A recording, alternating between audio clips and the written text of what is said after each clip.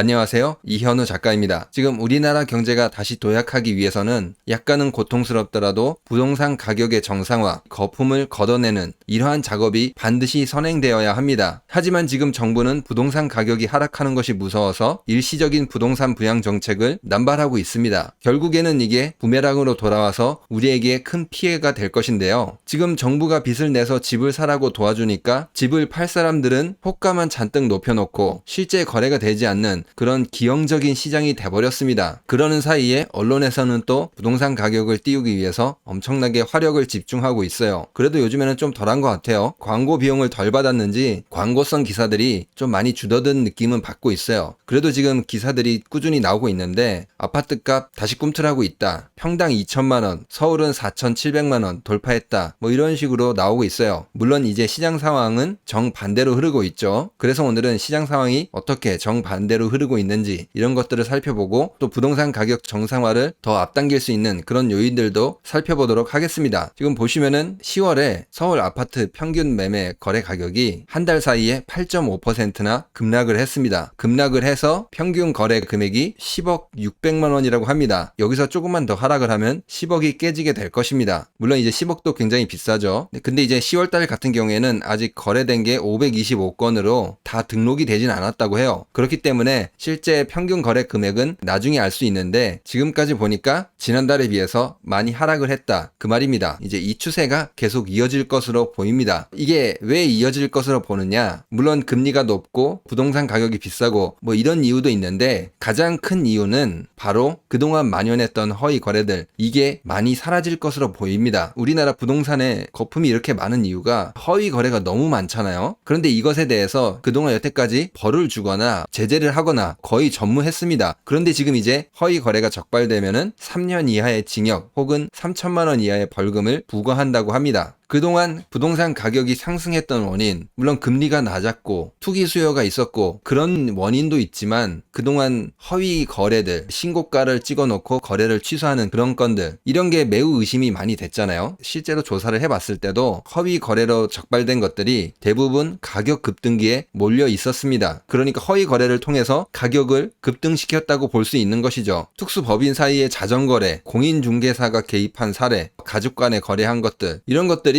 굉장히 많았다고 해요. 이제 이런 것들을 앞으로 할 수 없게 된다 그 말입니다. 사실은 저는 3년도 약하다고 생각합니다. 10년 혹은 징벌적 손해배상 이익을 모두 회수하거나 그 단지에서 발생한 거래들에 대한 피해 금액들 몰수해버리거나 이런 식으로 굉장히 엄하게 해야 된다고 생각합니다. 그래도 지금 이게 생겨나서 조금 다행인 것 같아요. 이런 허위 거래가 없어진다면은 지금 부동산 가격 평균 거래 금액 10억 이런 것들 어떻게 될까요? 진짜 반토막이 될 것 같습니다. 이게 첫 번째 이유예요. 지금 이 형사처벌이 2023년 10월 19일 시행이 되기 때문에 이제부터는 가격을 띄우기가 쉽지 않겠죠. 그동안 많이 써왔던 방법이 이제 안 통하게 될 겁니다. 여기에 플러스 시장에 다양한 요인들이 있는데 일단 이번 4분기 10월, 11월, 12월 이때부터 일어날 일이거든요. 지금 보시는 그래프는 2023년 월별 전국 아파트 입주 예정 물량입니다. 10월에 41,900건, 11월에도 거의 4만 건 이 정도가 됩니다. 10월, 11월에 입주 물량이 풍성하죠. 앞에 1월에서 9월까지 그래프하고 비교를 해봐도 10월, 11월, 12월 입주 물량이 굉장히 많습니다. 이렇게 입주 물량이 한 번에 몰리는 만큼 또 전세 가격 하락이 빠르게 일어날 수 있습니다. 그리고 이게 11월 같은 경우에는 4만 건 정도가 입주 물량인데 여기에서 22,000이 넘는 물량이 재건축이 끝나서 입주하는 단지들입니다. 이게 엄청 멀리 있거나 그런 게 아니라 특히 대단지가 굉장히 많아서 기존에 있는 시장에 물량이 또 쏟아진다 그 말이죠. 그러니까 그런 전세라든지 매매 가격 하락을 더욱 빠르게 이끌어낼 수 있다 그 말입니다. 이렇게 입주 물량이 늘어나니까 어떻게 돼요? 지금 매물이 계속 고점을 돌파하고 있습니다. 요즘에는 제가 매주마다 이 매물 물량을 알려드리고 있는데요. 지금 뭐 일주일마다 계속 고점을 돌파하고 있는 것 같아요. 지금 서울은 얼마 전에 7만 5천을 돌파했다 이런 이야기가 나왔는데 지금 이미 7만 6천도 돌파했습니다. 이제 이게 입주 물량이 집중된 만큼 더욱 많이 쌓여가겠죠. 경기도 같은 경우에도 지금 13만 7천으로 곧 14만을 앞두고 있습니다. 보시면은 그래프가 계속 올라가고 있어요. 이렇게 되는 만큼 정부가 아무리 아무리 막는다고 해도 가격 하락 압력을 이제 더 이상 막을 수 없을 것입니다. 그게 이유가 이미 서울 아파트 경매가 7년 만에 최대, 강남 3구에서도 1년 새 2.7배 급증한 그런 모습을 나타내고 있어요. 지금 그래프를 보시면은 서울 아파트 경매 물량인데 계속 우상향하고 있죠. 앞에 매물이 늘어난 만큼 못 버티는 사람들은 당연히 경매로 가야 되겠죠. 기사라고 할까요? 이거를 좀 자세히 들여봤는데 반드시 영끌한 사람들이 아닐 수도 있다. 이 사람들이 사업을 하거나 기업에서 이제 높은 위치에 있는 그런 사람일 수 있는데 최근 경제가 어려워진 만큼 뭔가 하던 일이 잘 안 돼서 이게 매물로 나온 걸 수도 있다. 그런 분석도 나왔거든요. 그러니까 이게 그냥 경매 물량이 많아졌다가 아니라 다양하고 많은 사람들이 한계에 몰렸구나. 그렇게 볼 수 있습니다. 경매가 앞으로 훨씬 더 많이 나올 것입니다. 앞으로 나올 경매가 왜 많아지냐? 지금 보시는 그래프는 서울시 임차권 등기 명령 신청 현황이에요. 앞으로 경매 나올 것들이에요. 뭐 세입자한테 전세금을 돌려주지 못해서 경매로 넘어가게 해주세요 하고 신청한 건들이에요. 신청했기 때문에 지금 바로 나오진 않고 최소 6개월 정도 이런 시간을 거쳐서 경매 시장으로 나오게 될 겁니다. 근데 이게 지금 2023년에 상승하는 속도가 어때요? 엄청나게 상승을 하죠. 2023년 7월 같은 경우에는 한 달에만 2,000건이 넘었어요. 서울에만. 그런데 이게 2022년에는 200건 초반대였거든요. 1년 사이에 많으면 10배까지 급증을 했어요. 지금 서울에서도 이 지경인데 전국적으로 살펴보면 비슷합니다. 그런데 최근 8월, 9월 이게 떨어지긴 했는데 이게 제 생각에는 다시 상승할 것 같긴 합니다. 앞에 보신 것처럼 입주 물량도 많아지고 기존에 소화되지 않는 이런 물량들 많아지는 만큼 굉장히 힘들어지겠죠. 그리고 지금 재건축 시장 여기가 지금 거의 망해가는 것 같더라고요. 공사비 분담금을 7억이다 8억이다 이렇게 내라고 하는 그런 단지들이 많이 등장하고 있어요. 경매가 폭증하고 거래는 안 되고 매물은 쌓여가는데 지금 이거를 8억이나 내고 재건축을 하려고 하는 사람들이 있을까요? 분명히 엎어지거나 중간에 던지거나 이런 사람들이 굉장히 많이 등장할 겁니다. 그리고 이제 이렇게 건축 비용이 높아진 게 사실 건설사들이 최근 많이 어렵잖아요. 그래서 돈을 뜯을 수 있는데 여기밖에 없겠다 이렇게 생각하는 것 같아요. 어떻게 보면 이 사람들한테 덤탱이를 씌우는 거죠. 약간 그런 느낌도 들어요. 그리고 지금 언론에서 금리 내려갈 수 있다. 약간 이렇게 사람들 가스라이팅 시키려고 하는 것 같아요. 금리 절대 다시 안 내려갑니다. 이거에 혹시나 혹해서 속으시면 절대 안 돼요. 미국 같은 경우에는 3분기 경제 성장률이 4.3% 굉장히 높습니다. 우리나라가 지금 2% 밑으로 추락을 했는데 우리보다 훨씬 큰 그 나라가 지금 4.3% 이렇게 달성을 하고 있어요. 고금리를 유지할 수 있는 그런 체력이 충분히 됩니다. 금리가 언제 낮아질 것이냐 이것에 대해서는 다음에 영상을 또 한번 만들도록 하겠습니다. 이게 분명히 어느 순간에는 찾아오긴 할 텐데 사실 그 순간이 가장 고통스러운 시간이 될 거예요. 그리고 이 와중에 이창용 한은 총재가 PF 걱정을 하고 있더라고요. 물가를 걱정해야 되는데 PF를 걱정하고 있는 모습을 보면서 굉장히 어이가 없었습니다. 한국은행 총재가 아니라 저축은행 부사장인 줄 알았어요. PF 떨어지면은 저축은행 망하니까 한국은행 총재 퇴임하고 저축은행 부사장 자리라도 예약을 해놨나 봐요. 안 그러고서는 저렇게 말할 수가 없는데 굉장히 이상하게 말하고 있습니다. 그리고 최근 지금 한국은행 총재 얼굴을 보면은 어떤가요? 지금 오른쪽이 최근이고 왼쪽이 취임하기 전에 IMF에서 근무할 때라고 합니다. 지금 이러지도 저러지 못한 상황이 좀 얼굴에 나오고 있는 것 같아요. 그만큼 경제 상황이 굉장히 심각하다고 볼 수 있다는 거죠. 아무튼 오늘은 서울 아파트 평균 거래 가격 급락을 하고 곧 10억이 붕괴할 것이다. 더 이상 사기를 못 친다. 그동안 너무 사기를 많이 쳤잖아요. 인간적으로 이제는 사기를 치지 맙시다. 사기만 안 쳐도 제 생각에는 부동산 정상화가 50%는 먹고 들어갈 것 같아요. 그리고 이제 하반기에 물량이 이렇게 많다. 그래서 지금 매물도 쌓여 있고 경매가 진행되는 것들도 굉장히 많이 있고 앞으로도 경매로 들어올 그런 물건들 폭증하고 있다. 그런데 이 와중에 분담금 8억을 뜯어가려는 건설사들 상황이 얼마나 어려운지 모르겠지만 정말 코 묻은 돈 훔쳐가는 놈들이다. 그렇게 볼 수 있습니다. 그리고 한국은행 총재 나중에 저축은행 어디로 가는지 한번 살펴보도록 하겠습니다. 그러면 오늘 영상은 여기서 마치도록 하겠습니다. 구독과 좋아요, 알람 설정 그리고 후원은 영상을 만드는데 많은 힘이 됩니다. 감사합니다.